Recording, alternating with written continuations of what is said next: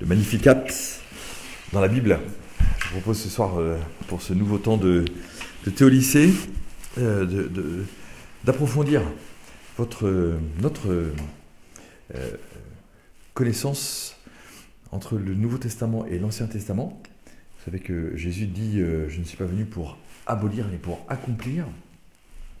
Et que dans l'histoire de l'Église, on a toujours eu des personnes supra-intelligentes qui ont considéré à un certain moment de leur vie que l'Ancien Testament c'était trop compliqué et qu'il valait mieux s'en séparer pour bien parler de Jésus, parce que s'il fallait qu'on rentre dans tous les détails de la compréhension de l'Ancien Testament pour comprendre Jésus, et ben en fait on allait perdre beaucoup de temps. Voilà. Et donc on a toujours eu dans l'histoire de l'Église, notamment Marcion, le prêtre, Marcion, je crois que c'est au 2e ou 3e siècle, qui dit bon, maintenant qu'on a compris l'Évangile, on n'a plus besoin de l'Ancien Testament, on n'a plus besoin d'Abraham, etc. Mais c'est très intéressant. Et donc il sera condamné. Mais on va avoir aussi d'autres périodes, par exemple, moi j'ai connu, par exemple, quand j'étais au séminaire à Rome, un prêtre qui s'appelait le père Dupuis, qui était une des tronches mondiales de la relation avec l'Inde et l'hindouisme. Et le père Dupuis a écrit des bouquins, mais de 1000 pages, des trucs de fou, des réflexions fondamentales extraordinaires, où il disait que si jamais les Indiens se convertissaient au Christ, au regard de l'ancienneté et l'antiquité de l'hindouisme, on pourrait peut-être leur proposer d'avoir comme Ancien Testament l'hindouisme avec Bouddha et le bouddhisme avec Bouddha, etc. Vous voyez ? Et l'Église a dit non, c'est pas ça en fait. C'est pas simplement l'Ancien Testament, c'est pas simplement une histoire ancienne. C'est ce qui permet d'arriver jusqu'à la révélation de la gloire de Dieu et l'accomplissement de toutes les Écritures par le Christ, qui est le Verbe fait chair. Donc c'est important de comprendre que même quand Jésus prend chair de notre chair, bien sûr, il accomplit la parole de Dieu qui est une parole créatrice, mais il va aussi accomplir chacune de nos histoires en faisant en sorte que la parole de Dieu à Abraham, ta descendance sera aussi nombreuse que les étoiles du ciel, puisse devenir une vraie descendance incluant toutes nos histoires. Et donc les peuples d'Afrique, les Incas, les peuples chinois, les Japonais, les Indiens, qui ont des traditions plus anciennes, c'est des vraies questions qu'on pose aujourd'hui en théologie et en histoire de vie chrétienne. Ces peuples-là qui ont des écrits plus anciens que toute la Bible, qu'est-ce qu'on fait de leurs écrits une fois qu'ils sont convertis au Christ? Est-ce qu'on jette ces écrits? Voilà. Et la réponse est non, bien sûr. Mais la réponse est de dire comment la Vierge Marie, mystérieusement, nous permet de comprendre, à travers son Magnificat, que toute l'histoire est assumée dans le Christ et que toute l'histoire de l'Ancien Testament est assumée de manière presque naturelle pour elle dans sa vie spirituelle. Et comment nous, du coup, on peut recevoir ce soir, en chantant le Magnificat, mon âme exalte le Seigneur, nous aussi, tout l'Ancien Testament. Alors le premier point, je vous le rappelle, c'est que ce chant de la Vierge Marie s'inscrit dans la visitation de Marie à Élisabeth, et donc on est dans une dynamique de service, et cette dynamique de service, c'est celle de Marie qui va voir sa cousine. Les deux sont enceintes, les deux sont surprises, les deux ne s'y attendaient pas, et la première, Élisabeth, s'y attendait encore moins, puisqu'on disait d'elle que c'était la femme stérile, mais même l'ange Gabriel dit à Marie, ta cousine, qu'on appelait la femme stérile, elle-même va enfanter, elle en est à son 6e mois. Et donc, c'est là qu'on a la réponse, l'exclamation de Marie à cette grande salutation de Élisabeth. Mes entrailles ont frémi quand tu es venu. On imagine l'extase spirituelle, la vie spirituelle intense d'Élisabeth et de Marie quand elles sentent leur bébé bouger en elles, quand elles se saluent.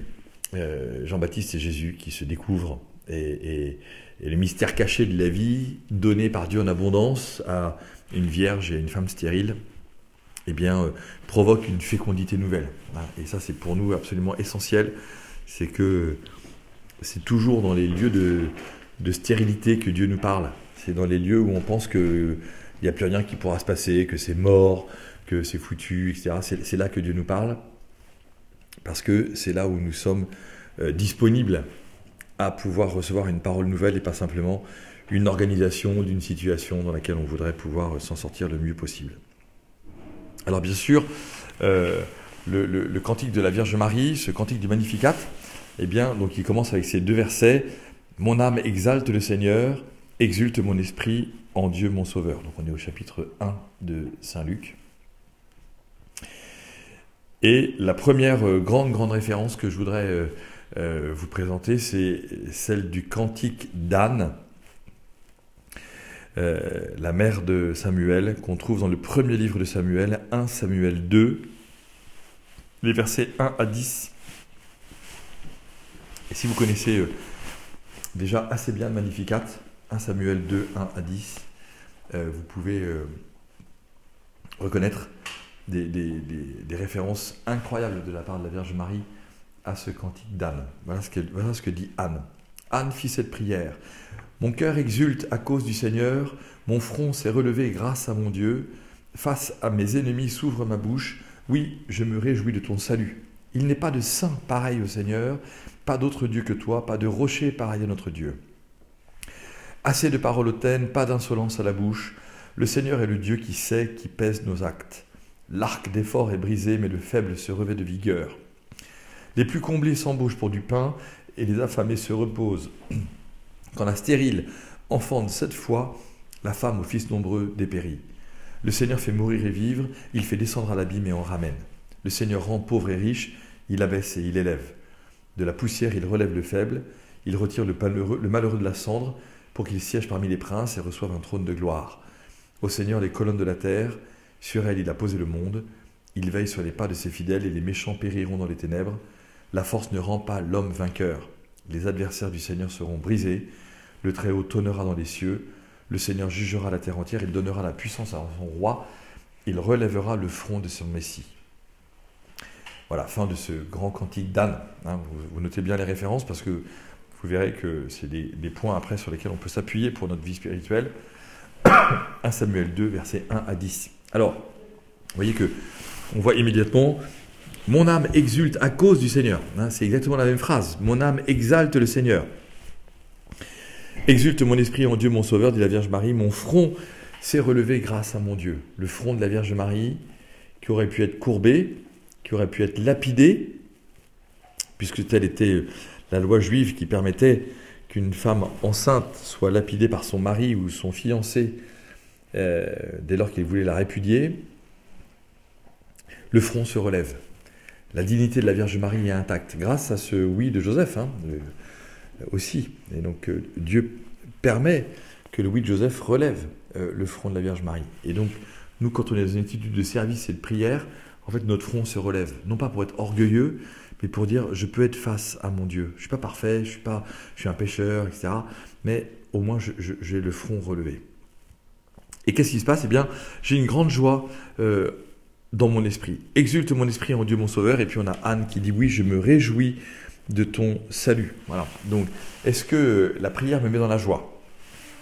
Est-ce que je suis capable de transmettre à ceux qui m'entourent la joie que j'ai quand je prie le Seigneur? Quelle grâce de pouvoir parler au Seigneur, de pouvoir lui dire les choses les plus essentielles de ma vie.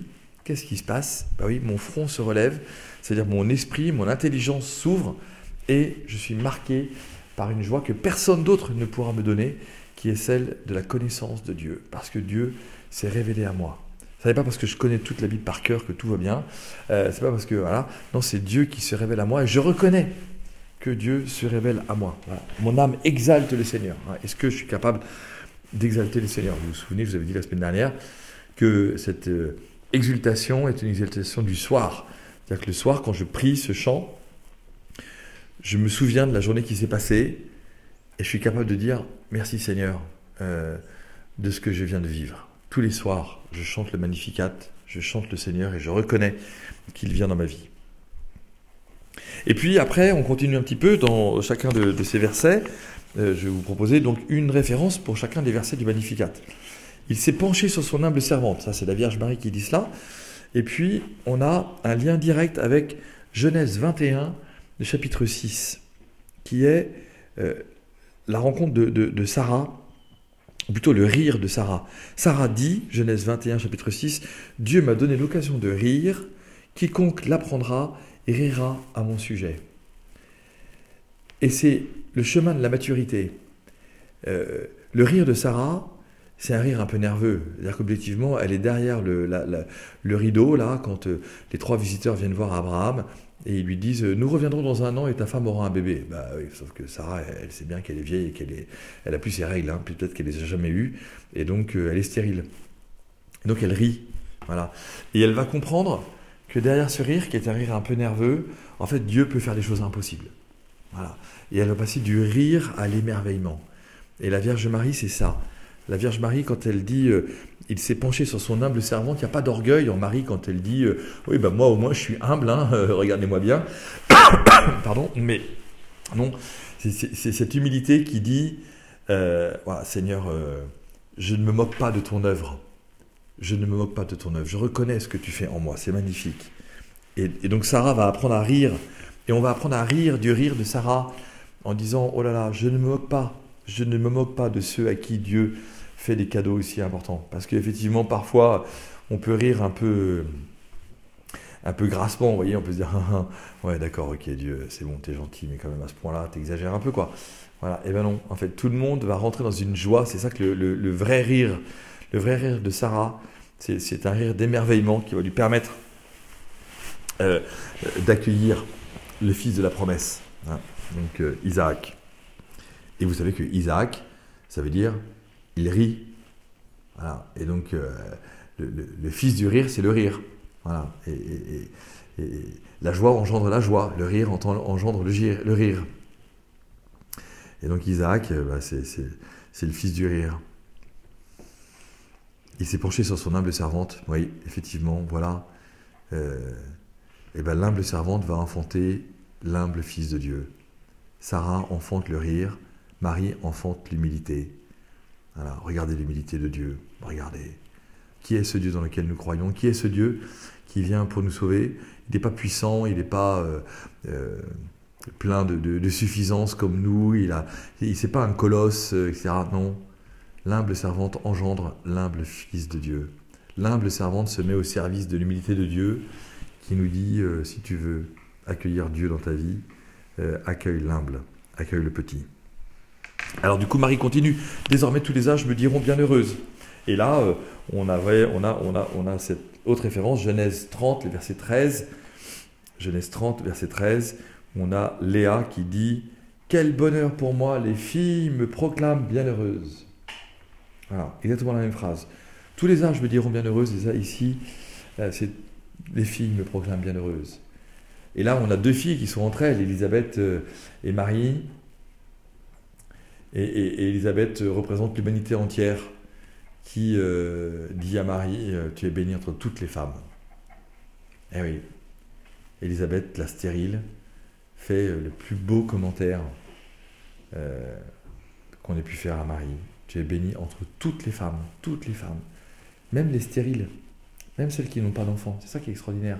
C'est pour ça qu'il y a beaucoup de chrétiens, femmes ou hommes d'ailleurs, qui aiment la Vierge Marie. C'est parce que à chaque fois qu'on va s'adresser à elle, on reconnaît notre forme de stérilité spirituelle, on reconnaît notre forme d'incapacité nous-mêmes à pouvoir donner la vie, quoi. Les filles me proclament bienheureuse. Hein, et donc on a cette histoire, voilà, de la réception de la joie de l'autre. Bienheureuse. Oui, je suis bienheureuse.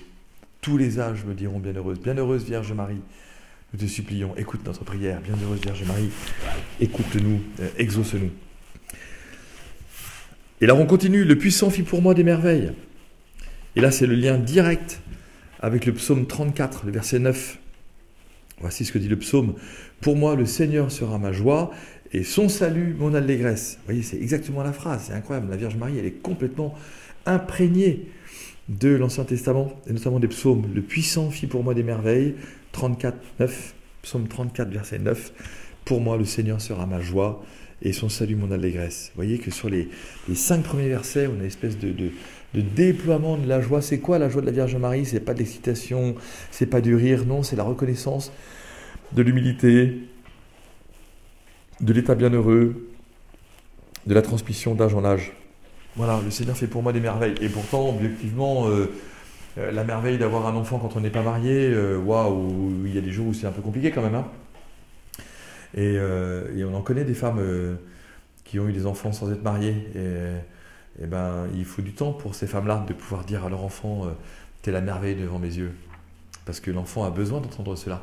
L'enfant, et nous avons tous besoin d'entendre de la part de notre maman que nous sommes une merveille. Et parfois, quand on a un enfant qui est né en dehors du mariage, eh ben, on va mettre des années peut-être à l'entendre. Parce que notre maman ou notre papa, peut-être même, hein, aura du mal à nous le dire en pensant que on n'a pas tout fait dans l'ordre, mais enfin, le bébé il est là, quoi, hein, et l'enfant il est là, et la merveille il est là, et c'est ça qui est extraordinaire. Marie permet que chacun puisse saisir dans quelle situation nous nous retrouvons. Nous sommes des merveilles pour le Seigneur. Saint est son nom. Et ça c'est Isaïe 6, les versets 3. Tout le début, c'est la vocation d'Isaïe. Et donc on comprend que quand Marie dit Saint est son nom, le puissant fut pour des merveilles, Saint est son nom, on comprend que Marie continue de réfléchir sur sa propre vocation. Parce que quand on a ça dans Isaïe au chapitre 6, c'est la vocation d'Isaïe. Ah, mais le Seigneur dit, le Seigneur dit, qui enverrai-je? Et Isaïe répond, me voici, moi, me voici, envoie-moi. Et alors les anges, les chérubins, vous voyez, les anges, les chérubins chantent, Saint, Saint, Saint le Seigneur, Dieu de l'univers. D'accord? Donc notre vocation, c'est la sainteté. Et quand Marie dit « Saint est son nom », elle dit que le Dieu trois fois saint l'appelle, elle aussi, à la sainteté. Elle est sainte. Et nous aussi, nous sommes invités à cette sainteté. Ils se criaient l'un à l'autre « Saint, Saint, Saint, le Seigneur de l'univers, toute la terre est remplie de sa gloire. » À chaque fois qu'un saint se promène dans les rues de Rouen, eh bien Rouen est rempli de gloire, de la gloire de Dieu, et non pas de la gloire de ce personnage qui peut être un super chrétien et qui se promène dans les rues. Voilà, non, parce que le Seigneur se promène avec lui comme un humble serviteur, une humble servante. Saint, Saint, Saint le Seigneur, oui. Votre sainteté, quand elle se déplace, c'est la sainteté de votre baptême qui se déplace à chaque fois que vous rentrez dans un magasin, que vous êtes dans votre salle de cours, que vous voyez vos parents, que vous voyez les scouts, les guides, que vous êtes au sport, voilà. À chaque fois c'est la sainteté de Dieu qui se déplace, c'est quand même incroyable. C'est extraordinaire de se dire ça, de dire Seigneur, tu me proposes là d'amener, de propulser ta sainteté. C'est extraordinaire, d'accord? Alors forcément c'est un peu exigeant, puis les jours où ça rate complètement. Voilà.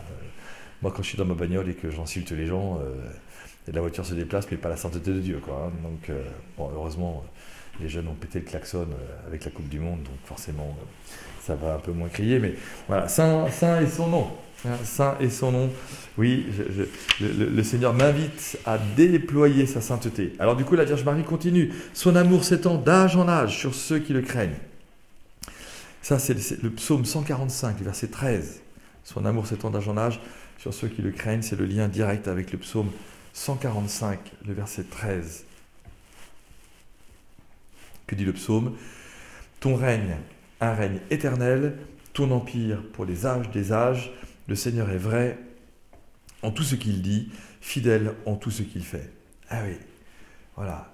L'amour du Seigneur, il est d'âge en âge. Moi, mon amour, il est de passage en passage, de page en page, mais pas d'âge en âge. 145, 13. Et donc, voilà, je reconnais que le règne de Dieu, c'est un règne incroyable, et que quand je dis « Notre Père qui es aux cieux, que ton nom soit sanctifié, que ton règne vienne », je sais que le règne de Dieu, il est déjà sur le ciel, dans le ciel, et le règne sur la terre, il est encore un peu compliqué à venir, mais je crois que ce règne, il est permanent, et je crois que le règne de Dieu, il est là, parce que c'est un règne d'amour, et que moi, mon règne, il n'est pas toujours d'amour, quoi. Moi, j'ai un règne de colère, un règne d'emportement, un règne de méchanceté, parfois, hein. Et bien, le Seigneur, lui, son règne, ça n'est qu'un règne d'amour. Et alors, il m'invite à l'adoration. Son amour s'étend d'âge en âge sur ceux qui le craignent. C'est pas ceux qui en ont peur. La crainte de Dieu dans l'Ancien Testament, c'est l'adoration. Donc l'amour s'étend d'âge en âge sur ceux qui l'adorent. Quand est-ce que j'adore le Seigneur? Est-ce que je l'adore quand je vois la lune? Est-ce que je l'adore quand je vois une maman qui tient son enfant par la main? Est-ce que je l'adore quand je vois un acte de charité d'une personne dans la rue? Est-ce que je l'adore quand je vois un jeune de ma classe qui progresse? Est-ce que je l'adore quand... voilà. gratuitement le soir au pied de mon lit. Je le remercie pour la journée. Oui, Seigneur, je t'adore. Saint, Saint, Saint le Seigneur, je te crains, je t'adore.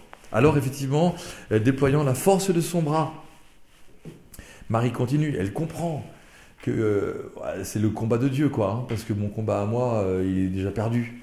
Et qu'à chaque fois que j'essaye de mener un combat, si je ne demande pas à Dieu de le mener avec moi, c'est sûr que je vais devenir orgueilleux, d'avoir moins péché, d'avoir moins fait de mal, etc. Non, c'est Dieu qui déploie la force de son bras. Ça, c'est le psaume 89, le verset 22. 89, 22. Et voici ce que dit le psaume 89. « Et ma main sera toujours avec lui, mon bras fortifiera son courage. » Ma main sera toujours avec lui, mon bras fortifiera son courage. Vous voyez? Et la Vierge Marie, elle dit « déployant la force de son bras ». C'est Dieu qui déploie son bras. Et donc je demande à Dieu qu'il me fortifie, qu'il me donne du courage. Je demande à Dieu d'avoir une force nouvelle pour gagner les combats que je dois mener. Et le combat de la Vierge Marie, c'est le combat pour la vie, on le sait très bien, et du début jusqu'à la fin. Et quand elle ira au temple de Jérusalem et que le vieillard Siméon va lui dire un glaive te transpercera le cœur, wow, merci du combat. Hein. Ah bon, j'ai enfanté pour que mon fils meure c'est pas très juste là. Enfin, il va falloir que j'ai du courage donc. Oui, il va falloir que j'enracine mieux, plus encore, ma relation à Dieu parce qu'il y a des combats qui s'annoncent et qui vont être épouvantables. Épouvantables. Jamais on ne souhaite, même à son pire ennemi, de voir ses enfants mourir. Jamais. Jamais. Et donc, Dieu déploie la force de son bras. La force du bras de Dieu, voilà, c'est pour me fortifier. Hein. Et donc, Dieu, fortifie-moi, fortifie mon courage. Je vois bien que j'ai peur, je vois bien que je ne suis pas très à l'aise. Ma main sera pour toujours avec lui. Et alors, qu'est-ce qui se passe si Dieu déploie la force de son bras? La Vierge Marie continue. Il disperse les superbes. Il disperse les superbes. Ça, c'est Proverbe 29, 23. Proverbe, verset 29. Pardon, chapitre 29, verset 23. Proverbe. L'abréviation de psaume, c'est PS, et l'abréviation de proverbe, c'est PV. P majuscule, petit s, P majuscule, petit v. On s'en écrit plus vite. Il disperse les superbes. Et donc le livre des proverbes, qu'est-ce qu'il dit? L'orgueil d'un homme l'humiliera, l'esprit humble obtiendra la gloire. Le superbe, hein, c'est l'orgueilleux, vous connaissez ça. Hein, c'est le mot. La superbe, superbia, en latin, c'est l'orgueil. Voilà. Et donc il disperse les orgueilleux. Alors ce qui est intéressant, c'est que en fait, la première dispersion de l'homme et de la femme, vous savez, c'est après le péché d'Adam et Ève. C'est Adam et Ève qui sont dispersés sur la surface de la terre à cause de leur péché. Et le premier péché de l'homme et de la femme, c'est quoi? C'est l'orgueil. D'accord? Donc effectivement, le premier risque d'éclatement, de dispersion de ma vie, c'est l'orgueil. Quand je vois qu'il y a des choses, je ne suis pas très unifié dans ma vie, quand je vois que j'arrive pas à prier, je ne suis pas sympa avec les parents, que je dors mal, que je ne travaille pas bien à l'école, machin chouette, le premier sujet sur lequel je dois réfléchir, c'est mon orgueil. C'est que là, je suis peut-être allé un peu trop loin, je me la pète, je me la raconte, que je suis orgueilleux. Dans ma tête, je pense que tous les autres autour de moi sont des abrutis, hein. Bon, voire plus que tous les autres, voilà. Hein. Et donc là, je perds l'unification divine. Et donc je suis dispersé comme un orgueilleux. Ça part dans tous les sens, que j'essaie de gérer mon affaire, de caler mon propre bienfait pour moi-même. Maintenant, je suis orgueilleux. Alors que le livre des Proverbes dit « L'orgueil d'un homme l'humiliera ». Vous voyez, en plus, on sait qu'on va se casser la figure si on est orgueilleux. Et ça va nous humilier. Je te l'avais bien dit. Pourtant, nous, tes parents, on t'avait dit que c'était dangereux ça. Pourtant, moi, ton prêtre, je t'avais dit qu'il y avait un risque à faire ça. Pourtant, moi, ton professeur, je t'avais invité à travailler régulièrement. Pourtant, moi, voilà, tu étais capable de recevoir cela. Hein. Tu t'es dispersé. En plus, tu es humilié. Paf, mauvaise note. J'ai mal travaillé. Mauvaise note. Il va falloir en plus que j'aille le dire à mes parents. Donc, en plus, je vais mentir. Voilà, merci de la dispersion. Du coup, punition, blâme, il n'y a plus rien qui va, quoi. Alors que l'esprit humble obtiendra la gloire. Vous voyez, la sainteté. C'est l'humble qui est canonisé. Ce n'est pas le parfait. Hein. L'Église ne canonise pas les parfaits. Ça n'a aucun sens. L'Église sait très bien qu'elle canonise des pécheurs. Elle sait très bien qu'elle canonise des gens qui ont fait des péchés graves, grands, parfois énormes. Mais elle les canonise quand même, en disant, en fait, il était humble, ou elle était humble. Elle a reconnu son péché, elle a reconnu que c'était chaud patate. Mais elle s'est laissé faire, il s'est laissé faire par le Seigneur. Il élève les humbles, il disperse les superbes. Alors du coup, on continue. Il renverse les puissants de leur trône, il élève les humbles. Vous voyez? Ça continue, quoi. Qu'est-ce que dit la Vierge Marie? Elle dit, bon, ok, j'ai repéré, il disperse les superbes, j'ai repéré ça, j'ai repéré que Dieu voulait mon unification, et moi, Marie, je comprends que je suis dans cette unité avec Dieu extraordinaire, mais je le fais pour les autres. Il renverse les puissants de leur trône, il élève les humbles. Et là, vous avez le psaume 138, verset 6, qui dit « Si haut que soit le Seigneur, il voit le plus humble, de loin il reconnaît l'orgueilleux. » Wow. Si haut que soit le Seigneur, psaume 138, verset 6. Si haut et si loin, dans les hauteurs que soit le Seigneur, il voit le plus humble. Le Seigneur voit ta démarche, même quand elle est ratée, quoi, même quand ça n'a pas marché. Il renverse les puissants de leur trône, il élève les humbles. Extraordinaire. Par contre, de loin, il reconnaît l'orgueilleux. Vous savez, les mecs qui arrivent avec des vêtements clinquants, tac, ils roulent des mécaniques, la fille qui rapplique en cours, on voit plus qu'elle, c'est bon, quoi. C'est bon. Il reconnaît l'orgueilleux. À nous aussi, d'ailleurs, on reconnaît les orgueilleux. Et souvent, si on est normalement constitué, on s'en éloigne, parce que pas forcément envie d'être avec ces gens-là, quoi. Et on essaie de leur dire, mais arrête de te la péter, ça sert à rien. On est tous pareils.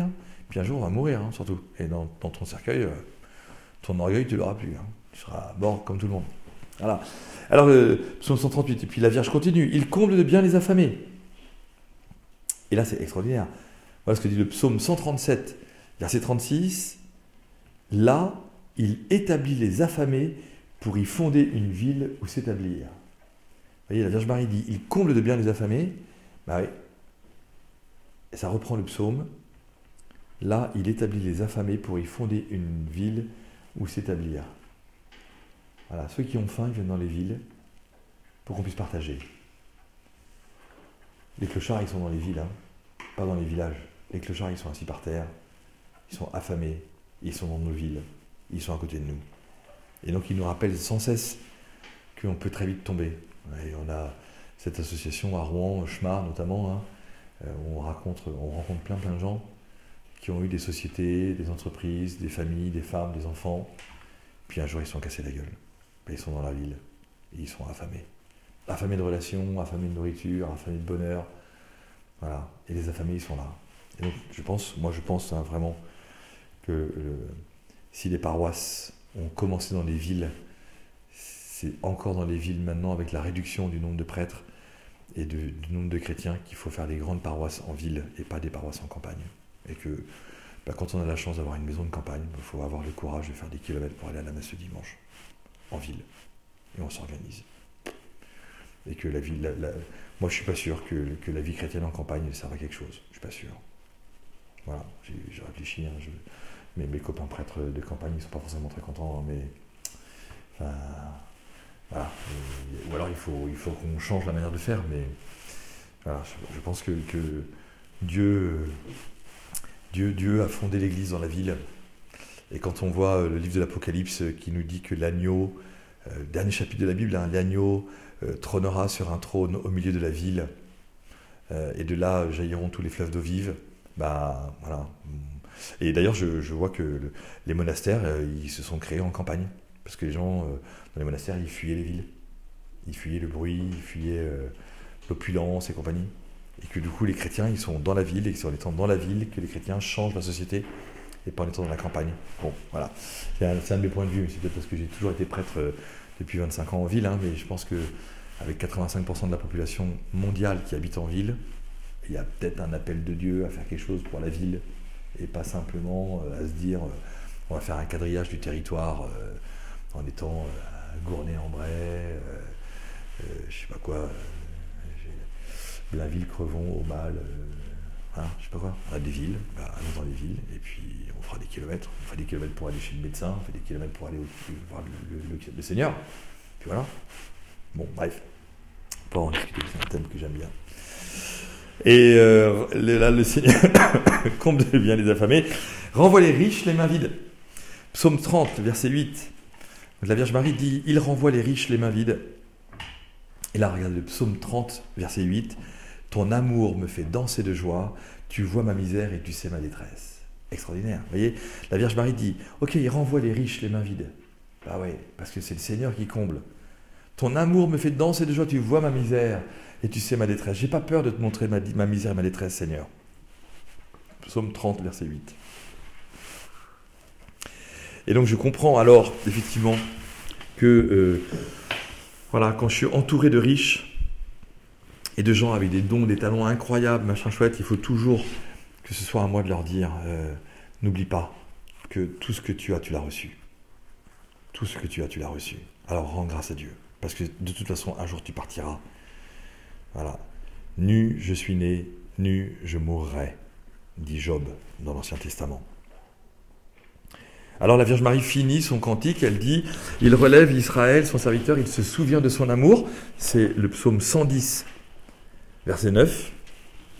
Donc Marie dit « Il relève Israël, son serviteur, il se souvient de son amour ». Et le psaume 110, verset 9 dit « Il apporte la délivrance à son peuple, son alliance est promulguée pour toujours, saint et redoutable est son nom. » Oui, c'est le Seigneur qui relève Israël. Vous voyez, c'est toujours une question d'humilité.